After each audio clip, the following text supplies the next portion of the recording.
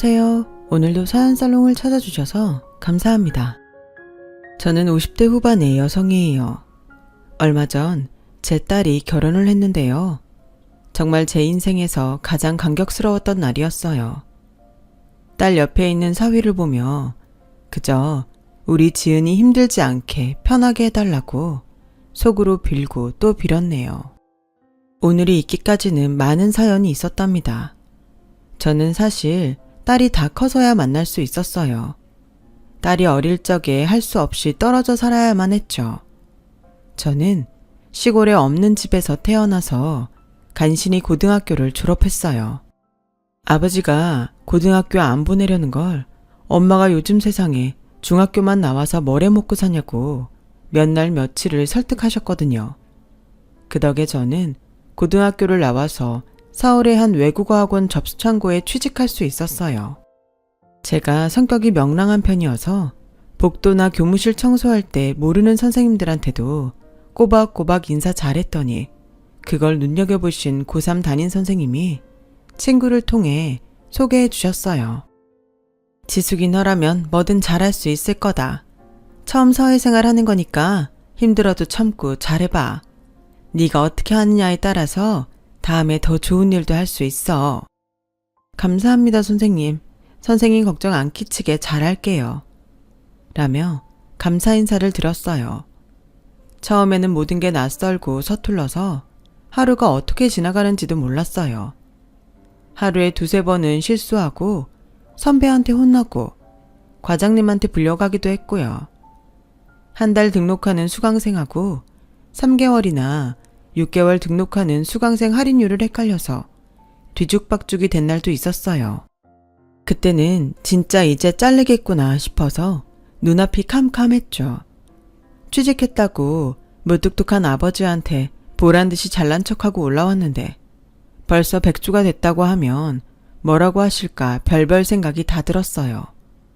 그런데 의외로 선배님이 과장님한테 전체적으로 정리가 잘 안 됐었다며 자기가 책임지고 하겠다고 하더라고요. 과장님도 조금 책망은 하셨지만 크게 뭐라고 하지 않으셨어요.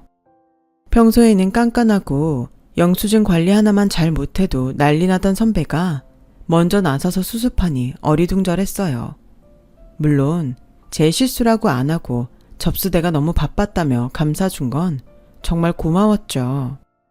이건 내가 너한테 제대로 주의 주지 못한 책임도 있으니까 내가 하겠다고 한 거야. 그리고 처음 시작할 때 누구나 다 실수는 해. 그 다음에 어떻게 하느냐가 더 중요하지. 이번만 봐주는 거니까 앞으로 이러면 안 된다. 진짜 고마워요, 언니. 난 언니가 맨날 야단만 쳐서 저 진짜 싫어하는 줄 알았어요. 앞으로는 정신 똑바로 차리고 잘할게요. 일을 배워야 되니까 싫은 소리도 하는 거지. 좋은 말만 들으면 일이 안 느니까 그러는 거야. 그리고 너 여기 직원들은 학원 수업 저렴하게 들을 수 있는 거 알아? 웬만하면 일 끝나고 놀지 말고 영어 강의 괜찮은 건 들어봐. 잘 모르면 기초부터 들으면 되니까. 외국어를 배우라고요? 저는 여기서 공부할 생각은 안 해봤는데요. 그리고 저 고졸인데 그런 거 따라갈 수 있을까요? 시작해보지도 않고 미리 겁먹지 말고 일단 들어봐. 너나 나는 고졸이니까 오히려 더 실력을 쌓아야지. 나중에 뭘 도전이라도 해보지. 안 그러면 우리한테는 기회도 안 올걸? 그 언니는 이미 학원에서 영어와 일어를 듣고 있었어요. 생각해보니 퇴근 후에 가끔 쇼핑하거나 영화를 보려고 근처를 돌아다닐 때 언니가 혼자 식당에서 밥을 먹고 학원으로 들어가곤 했었죠. 그게 다 수업을 들으려고 저녁 먹고 1층 로비에서 공부를 하는 거였더라고요. 옆에 그런 사람이 있으니 저도 점차 마음 자세가 달라졌어요. 저는 우선 가장 쉬운 영어 기초 회화부터 등록했어요. 학교 다닐 때 영어 공부를 하나도 안 했어서 제가 얼마나 할 수 있을지 겁이 났거든요. 어차피 졸업하면 어디 가서 잡일이나 하고 돈이나 좀 벌 거라는 생각에 수업 시간에는 항상 딴 생각만 하고 집중을 안 했던 것 같아요. 학원에서 다시 시작한 영어 공부는 생각보다 재미있었어요. 회화 위주이다 보니 학교에서 배웠던 것처럼 딱딱하고 어렵지 않았죠. 그렇게 다시 시작한 공부는 점점 불이 붙어서 계속하게 됐어요. 친구 따라 강남 간다고 저는 그 언니를 따라서 방송통신대학도 다녔어요. 언니가 공무원 시험에 합격해서 학원을 그만둘 때까지 거의 붙어 있었던 것 같아요. 제가 학원에서 일한 지도 2년이 넘었을 때였죠. 지수가, 너도 다른 회사 면접 한번 알아봐. 여기 학원에서만 계속 있기에는 시간이 아깝잖아. 라는 언니의 말에 저는 여기저기 취직 공고가 나온 것을 찾아봤어요. 그러다가 어느 무역회사에서 경리를 뽑는다길래 용기를 내서 지원을 했고, 다행히도 제가 합격을 했어요. 저 말고도 몇 명이 더 면접을 봤는데 제가 되다니 정말 꿈만 같더라고요. 회사는 규모가 크지는 않았지만 꽤 탄탄하고 실속이 있었어요. 그 당시 중소기업 격리직이 다 그랬던 것처럼 제 업무는 격리만이 아니라 회사의 모든 잡일을 다 해야 했어요. 그러다 보니 야근을 하는 날이 많았고 학교 공부도 뒤처지게 됐어요. 저는 안 되겠다 싶어서 회사에서 틈틈이 공부를 하기 시작했죠. 여기까지 어떻게 왔는지 생각하면 포기할 수가 없더라고요. 그리고 학교를 졸업할 무렵에는 1년 정도 사귀고 있던 사람과 결혼을 하게 됐어요. 남편은 저와 같은 방통대 경영학과였고 그동안 몇 번 인사를 했었죠. 유통회사를 다니고 있었는데 공부를 더 하고 싶어서 왔다고 하더라고요. 시어머니는 예전에 중학교 교사였다고 하는데 그래서인지 깐깐한 느낌이었어요. 그래도 제 학력이나 집안 가지고 뭐라고 안 하셔서 마음이 놓였어요. 저는 결혼하고 얼마 안 돼서 회사를 그만뒀어요. 계속 다니고 싶었지만 회사에서 결혼 전부터 그만두라고 은근히 눈치를 주더니 아주 대놓고 다른 사람 뽑는다고 통보를 하더라고요. 힘든 거 다 이겨내며 다녔던 회사라 그만두게 돼서 마음이 착잡했는데 남편은 위로는커녕 불평만 했어요. 아니 뭐 그렇게 가차없이 자르냐? 그 회사도 참 너무하네. 하긴 회사가 어느 정도 수준이 있어야 여사원 자리도 보장이 되는 거지. 워낙 이름도 없는 회사라 그런가 보네 뭐. 서울에서 좀 괜찮은 데 가려면 고졸이라도 학교가 좀 괜찮은 데여야지. 안 그래도 속상한데 남의 상식 후배 파는 거야? 당신 나온 대학도 좋은 데도 아니면서 뭐 그렇게 따지고 그래. 그래도 난 수도권 대학이야. 엄연히 다르지. 근데 그냥 이렇게 집에 눌러앉을 건 아니지? 취직할 때 알아볼 거지? 라는데 저는 너무 속이 상했어요. 하지만 저 역시 빨리 내 집도 갖고 싶었고 일도 하고 싶어서 취업 자리를 알아봤죠. 결혼했다고 하니 면접 자리를 갖는 것도 쉽지 않았어요. 어쩌다가 면접에 가도 이세 계획이 있냐? 애 낳으면 못 다닌다. 그런 말부터 하더라고요. 저는 겨우 어느 대형 입시학원의 분원 행정실에 취직을 하게 됐어요. 전에도 학원에서 일을 했고 격리는 워낙 익숙한 일이라 금방 적응했어요. 저를 힘들게 하는 건 집안일과 시어머니였어요. 사람이 안에서 잘해야 밖에서도 잘 된다고. 집안일 소홀히 하면서 바깥일만 잘하는 거 다 소용없다.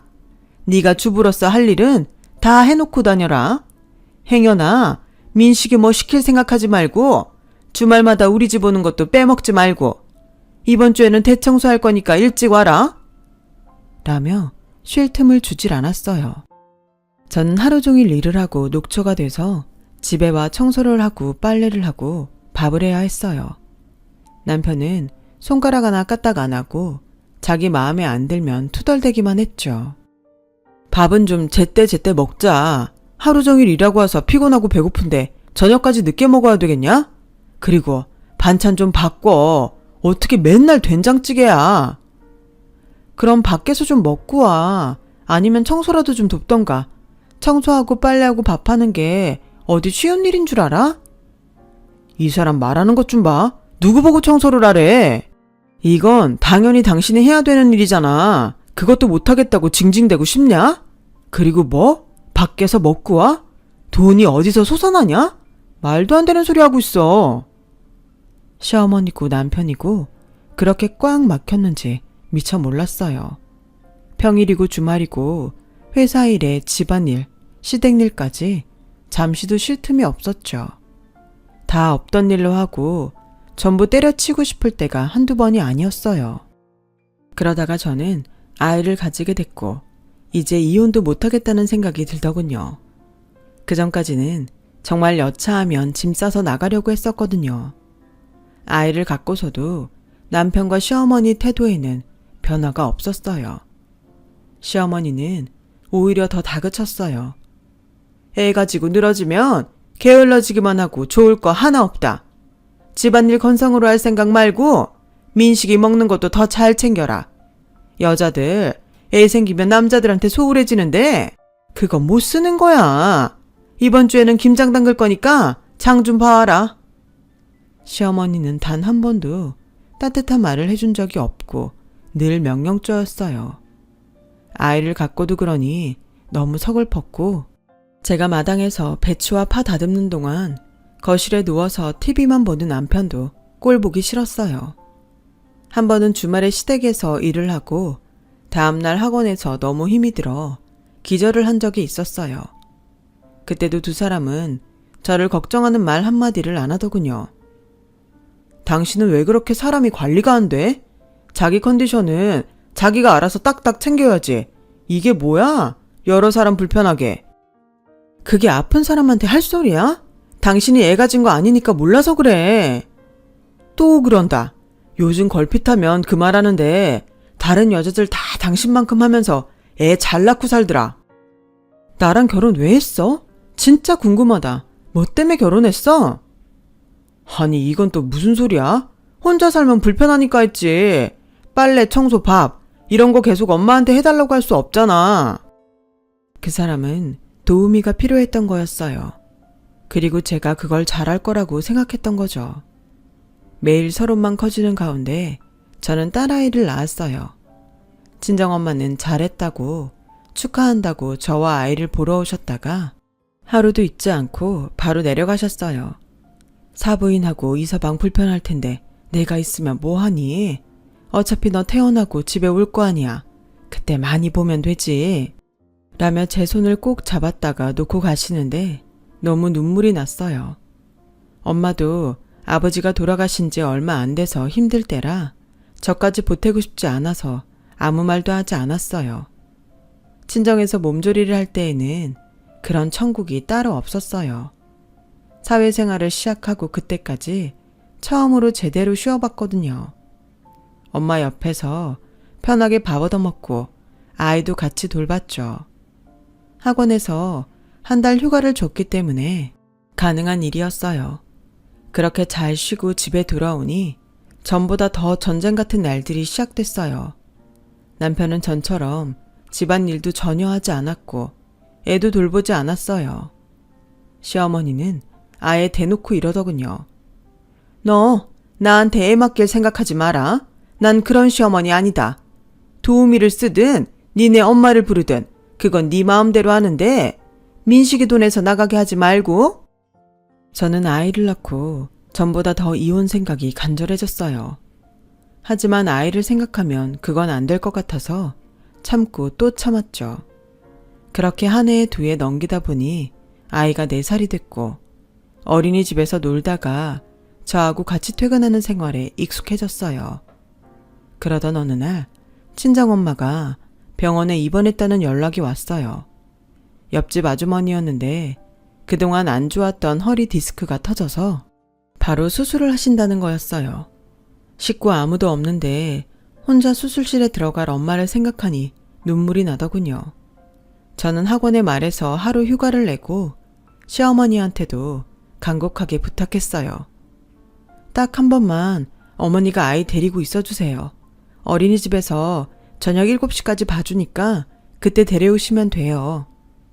다른 일도 아니고 친정엄마 수술 때문이라고 하니 시어머니도 더는 말 못하더군요. 저는 시어머니한테 고급 과일에 용돈까지 챙겨드리고 잘 부탁한다며 엄마가 수술하는 병원으로 내려갔어요. 지방이지만 도심 종합병원이라서 마음은 놓이더군요. 엄마가 수술실에서 나와서 입원실에 들어간 걸 보고 옷 가지며 음식을 챙기고 서울 가는 차를 타려고 보니 밤 8시가 다 돼가더군요. 그때 어린이집 선생님한테서 전화가 왔어요. 오늘 지은이 할머님이 데리러 오시는 거 맞는지 확인하려고요. 아직 안 오셨거든요. 지은이 혼자 남아서 울고 있어요. 라는데 화가 치밀어서 바로 남편한테 전화했어요. 어머니가 아이 데리러 안 갔으면 당신이라도 갔어야지. 애가 집에 안 왔는데 어떻게 찾아볼 생각도 안 해? 그럼 당신이 오면서 데려오면 될 거 아니야. 자기가 할 일 안 해놓고 어디다 대고 큰 소리야. 저는 더는 참을 수 없었고 아이를 데려온 후 바로 짐을 싸서 나왔어요. 마침 제 사정을 다 알고 있던 언니가 저와 딸에게 방을 내줬어요. 제가 학원 접수대에서 일할 때 만난 그 언니요. 저는 바로 이혼을 하겠다고 했고 남편과 시어머니는 자기네 핏줄을 남의 손에 크게 할 수 없다며 딸을 못 주겠다고 하더군요. 아니, 기저귀 한번 갈아준 적도 없는 사람들이 이제 와서 핏줄이니 뭐니 그런 말 할 자격 있어요? 엄마가 있을 때하고는 얘기가 다른 거지. 여자야 갈라서면 남이지만 애는 어디 그러니? 그리고 너네처럼 천박한 집에서 우리 혈육이 자라는 거 나는 용납 못한다. 라는데 정말 눈이 뒤집히더군요. 하지만 재판 끝에 아이는 결국 남편이 데려가게 됐어요. 법원이 남편과 시어머니가 저보다 더 잘 키울 거라고 판단한 거였죠. 네가 살기 싫다고 나가는 거니까 다시 널씬도 하지 마라. 애 핑계대고 왔다 갔다 하지 말란 말이야. 민식이 재혼자리 안 들어올라. 라며 끝까지 냉정한 말만 하는 시어머니에게 완전 학을 뗐어요. 이혼은 했지만 딸 때문에 너무 힘들 때 언니가 제게 같이 일을 하자고 하더군요. 남편이 회사에서 나와서 독립하는데 같이 일할 사람이 필요해. 나도 공무원 그만두고 할 거야. 아이를 위해서라도 네가 기운을 내야지.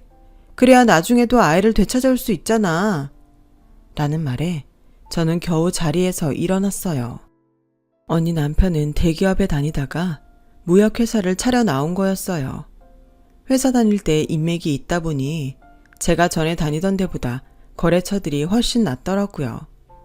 주로 건강식품을 수입하다가 커피 수입을 하게 됐고 그게 잘 돼서 여러 품목을 다루게 됐어요. 저는 언니 따라 배웠던 영어와 일어를 다시 공부하며 여기저기 따라다녔고 일본 출장도 가게 됐어요. 제가 확보한 일본 가방과 우산이 인기를 많이 끌었죠. 저는 그 일을 계기로 일본 담당이 돼서 계속 출장을 나갔어요. 회사는 어려운 시기도 있었지만 고비를 잘 넘기며 탄탄하게 자리 잡아갔어요. 그러면서 인터넷에 직접 수입품을 판매도 하게 됐어요. 저는 주로 인터넷에서 판매할 여성용품들을 수입하는 일을 맡았어요. 그렇게 10년 가까이 되자 저는 부장직책을 갖게 됐고요. 한편으로는 성공했다는 보람도 있었지만 한편으로는 딸 생각 때문에 마음이 늘 아팠어요. 저와 이혼한 후 남편과 시어머니는 저도 모르는 사이에 이사를 가버렸어요. 몰래 딸을 보러 가려고 해도 할 수 없었죠. 어떻게 겨우 딸이 다니는 학교를 찾아가서 만난 적이 있는데 그걸 안 시어머니가 바로 전학을 시켰고 학교에는 어디로 갔는지 알려주지 못하게 했더라고요. 딸을 생각하면 안타까운 마음뿐이었고 저는 딸이 고등학교 입학을 하던 해에 흥신소에 부탁을 해서 학교를 찾아냈어요. 그리고 고등학생이 된 딸을 보러 학교 앞에 찾아갔죠. 이제나 저제나 아이가 나오려나 내가 알아볼 수 있을까 하고 서성이는데 제 앞에 학생 한 명이 불쑥 나타났어요. 바로 제 딸이었어요. 어릴 때 얼굴이 남아있어서 금방 알아볼 수 있었죠. 엄마 맞죠? 나 엄마 얼굴 기억해요. 할머니가 사진 다 버린 줄 아는데 내가 몰래 한 장 숨겨놨거든요. 그래, 지은아. 엄마야. 엄마가 너무 미안해. 지은이 너무 늦게 찾아서 미안해. 괜찮아요. 할머니랑 아빠가 못 만나게 한 거잖아요. 저도 다 알아요. 저는 그때부터 정기적으로 딸과 만났어요. 딸은 주말 학원 가는 길에 저를 만나러 나왔죠. 그러다 보니 아이가 생각보다 밝지 않다는 걸 눈치챘어요. 지은아, 집에서 잘 지내고 있는 거 맞아? 새엄마랑 가족들 다 잘해주는 거지? 엄마, 나 엄마랑 살면 안 돼? 라며 눈물을 글썽거리는데 저는 딸을 붙잡고 눈물을 삼켰어요. 어쩐지 안 봐도 다 알 것만 같았죠. 딸은 곧 할머니 생일 파티가 있는데 가기 싫다고 했어요. 저는 그 생일을 어디서 언제 하는지 딸에게 물어봤어요. 그리고 비싸고 예쁜 옷하고 거기에 어울리는 구두를 사서 아무 말 말고 장 안에 넣어놨다가 할머니 생일날 입고 가. 라며 딸 손에 쥐어줬어요. 당시 저희 회사가 유통회사 인수권으로 바빴는데 그게 전 남편 직장이거든요. 저도 다 생각이 있었죠. 며칠 후 시어머니 생일날이 되었어요. 저는 딸이 알려준 한정식 식당에 가서 시어머니 생일 예약석 건너편에 앉았어요. 딸이 제가 사준 옷과 구두를 입고서 말없이 앉아있는 게 살짝 보였어요. 칸막이 건너로 들리는 얘기들을 들어보니 제 딸한테는 누구 하나 말도 안 붙이더군요. 그러다가 시어머니가 하는 말이 들렸어요. 지은이 너 그 옷은 어디서 났냐? 니들 애한테 이런 거 사줬니? 비싼 거 사입히지 말라고 했잖아. 버릇 나빠진다고. 난 사준 적 없는데 당신이 사줬어? 라는 남편 목소리가 이어서 들렸고 이어서 낯선 여자 목소리가 들렸어요. 아니, 내가 돈이 어디 있다고 성욱이 사줄 돈도 없는데 지은이 사줄 게 어딨어? 너 이거 어디서 났어? 선물 받았어요. 누가 너한테 이런 비싼 걸 선물해? 그럴 사람이 어딨다고? 너 바른 대로 얘기해. 어디서 훔친 거 아니야? 안 훔쳤어요. 선물로 받은 거 맞아요. 라며 딸이 또랑또랑한 목소리로 말하자 시어머니가 혀를 차며 얘는 니들이 한시도 마음 놓으면 안 된다. 제 엄마 출신이 안 좋아서 어릴 때부터 잘 잡지 않으면 커서 뭐가 될지 몰라. 성욱이하고는 다른 애야. 할머니, 엄마 얘기는 안 하기로 하셨잖아요. 그리고 저희 외가 함부로 얘기하지 마세요. 어머, 얘 버르장머리 좀 봐. 내가 너 그렇게 가르쳤니? 누가 보면 괴물아서 애 교육도 제대로 안 시킨 줄 알겠네. 어머니, 죄송해요. 됐어. 뭐 당신 탓이겠어? 타고난 게 그런 거지. 에휴, 내가 어쩌다 그런 여자를 만났는지 나도 제정신이 아니었지. 라는 남편 말까지 듣고 자리에서 일어났어요. 지은아, 이리 나와. 엄마, 라며 딸이 바로 일어나서 저한테 안겼어요. 시어머니와 전 남편, 그리고 그 집 아들은 놀라서 저를 쳐다보더군요. 특히 남편은 명품 옷에 명품 가방을 든 제 모습을 보고는 눈이 막 흔들렸어요. 야, 너 어디서 남자 하나 물었냐? 아주 보란듯이 명품으로 도배를 했네. 하여간 천박하긴. 내가 번 돈으로 내가 산 거야. 그리고 천박한 건 댁이지 내가 아니고. 남의 집 좋은 날에 와서 들쑤시는 게 천박한 거지. 뭐가 천박한 거냐? 너 지금 이게 뭐 하는 짓이야? 좋긴 뭐가 좋아요. 남의 딸 가슴에 대목 박는 얘기들만 하면서. 저 제 딸 데리러 왔으니까 그렇게 아세요. 라고 하자 시어머니와 전 남편은 기도 안 찬다는 듯이 콧방귀만 끼더군요. 그때 누가 저를 부르며 다가왔어요. 처제, 내가 너무 늦지 않았나 모르겠네. 얘기는 잘 마무리된 거야? 네, 지금 하고 있었어요. 인사들 하세요. 제가 있는 회사 사장님이고 제 형부예요. 이민식 씨네 회사 이번에 인수 얘기 있지? 그 인수하는 회사 사장님. 라고 하자 다들 얼굴이 새파래져서 아무 말도 못하더군요. 저와 언니는 전보다 더 가까워지면서 정말 친자매처럼 가까워졌고 자연스럽게 사장님도 형부라고 부르게 됐거든요. 저 그 회사 부장이고요. 그땐 제가 댁들보다 딸 키울 형편 안 된다고 뺏겼지만 이젠 그렇게 못합니다. 그리고 지은이가 저하고 살기 원하고요. 해볼 테면 해보세요. 이제 법원도 당신들 편 안 들어줄 테니까. 아니 정말 우리 회사 인수하는 거 맞아? 지금 둘이 짜고서 속이는 거 아니야? 애는 안중에도 없고 자기 아니만 생각하는 전 남편에게 형부는 확인해 보라며 자기 명함을 건넸어요. 남편은 명함을 보며 덜덜 떨고 시어머니도 입도 뻥긋 못하는 사이에 저는 딸 손을 잡고 형부와 함께 식당을 나오면서 한마디 했어요. 늙은 어머니 생일 호텔에서 해주지도 못하고 평생 말단 사원하면서 잘난 척 좀 그만해. 이민식 씨 할머니도 그놈의 핏줄이니 뭐니 고귀한 척 좀 하지 말고 정신들 차리세요. 저희가 나와서 차를 타고 떠나려는데 뒤늦게 남편이 달려와서 저를 미친 듯이 부르더군요. 다음 날은 회사까지 찾아와서 비굴하게 두 손을 비벼댔어요. 회사 인수하면 정리해고 있다는데 거기에 나 들어가면 모양이 좀 그렇잖아. 누가 봐도 당신이 보복하는 것 같고.